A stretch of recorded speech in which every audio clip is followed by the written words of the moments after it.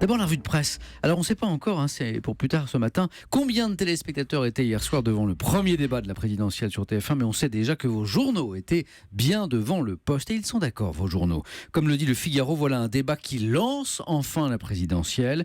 Les Échos ont vu un premier débat musclé mais sans dérapage. On est enfin dans le dur, constate Libération en sa une. Hier soir j'ai suivi le débat, un œil sur ma télé, puis l'autre sur Twitter pour suivre les réactions des internautes, et j'ai été surpris par les appels de certains à plus de clash, de prise de bec, de vrais débats comme j'ai pu le lire.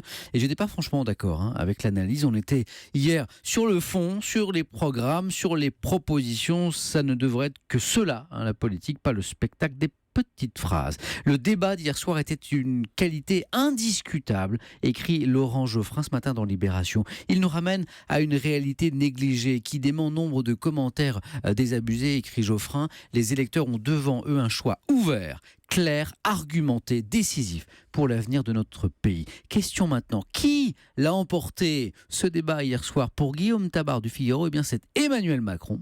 Macron qui s'est voulu central par ses propositions, par la tonalité de son discours, central encore en acceptant avec une certaine gourmandise d'être la cible de tous ses concurrents. Le Parisien aujourd'hui en France n'est pas d'accord. Le Parisien qui revient à sa notation sur 10 de chaque candidat, comme il l'avait fait d'ailleurs pendant les débats, vous vous en souvenez peut-être de la primaire à droite comme à gauche. Alors meilleure note pour Mélenchon, 7 sur 10, jugé puncher, 6,5 sur 10 pour Hamon, mordant, 6 sur 10 pour Macron, scolaire, 5,5 seulement pour Fillon, sobre, même note pour Marine Le Pen en sous-régime, et on y revient avec vous dans un instant.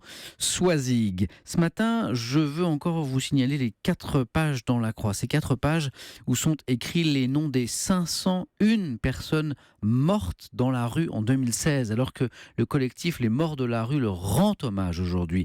Un prénom, un âge, un lieu, parfois il est juste écrit un homme, une personne, un bébé, faute d'avoir pu établir l'identité du décédé. J'ai pas souvenir que la question du mal logement et des SDF a été évoquée hier soir par les candidats à la présidentielle.